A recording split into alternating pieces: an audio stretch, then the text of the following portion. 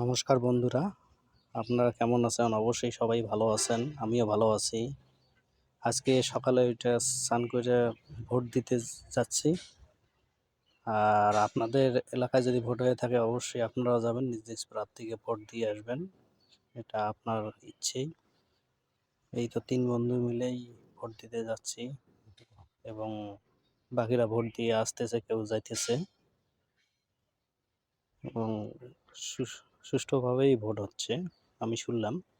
তাই রওনা দিয়ে বন্ধুদের বললাম, চলো ভোট দিয়ে আসি। এই তো কাছাকাছি চলে যাচ্ছি, সামনেই ভোট কেন্দ্র, এখানেই দাঁড়াতে হবে মনে হয়। এখানে দাঁড়িয়ে